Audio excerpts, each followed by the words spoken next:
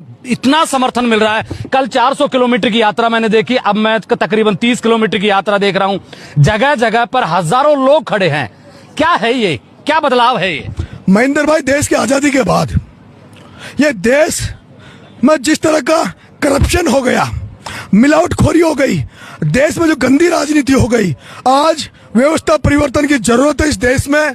और आजादी के बाद 2013 में एक आंदोलन अन्ना का हुआ था दिल्ली में, जब भी लोगों को इस भारत को लगा था कि फिर से देश में व्यवस्था परिवर्तन हो सकता है, लेकिन तब भी उस आंदोलन के बाद भी जनता को निराशा मिली है।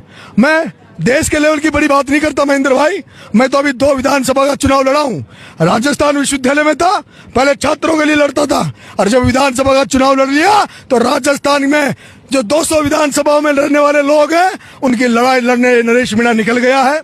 और जिस तरह से जो राजनीति में गंदीवाड़ा हो गया, जो खाद्य पदार्थों में, जो घरों में जो साग सब्जी मिठाइयाँ, जो हर चीज हम लोग खाते हैं, और जिनमें जिस तरह की मिलावट हो गई, जिसके कारण से हर घर में कैंसर फैल रहा है, हार्ट अटैक का मरीज लोग हो रहे हैं। जिस तरह से पूरा राजस्थान इसमें के नशे में जकड़ा हुआ है, हर घर में, हर कस्बे के आसपास नशेड़ी मिल जाएंगे, और वो नशेड़ी खुद के नशे की पूर्ति के चक्कर में आसपास के वातावरण को दूषित करते हैं, क्राइम में कूद जाते हैं। ये क्रांति यात्रा, जन क्रांति यात्रा बहुत मायनों में, बहुत 11 सूत्रीय मुद्दों पर यह जन क्रांति यात्रा हम निकाल रहे हैं। लेकिन मेनली ये 3 मुद्दे हैं।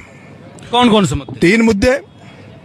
जो भ्रष्टाचार व्यापक है, जो सिस्टम भ्रष्ट हो गया, और सिस्टम जब भ्रष्ट हो गया, सरकारी ऑफिसों में, सरकारी दफ्तरों में जब भ्रष्टाचार का इतनी बढ़ गई जिसकी कोई कल्पना नहीं कर सकते।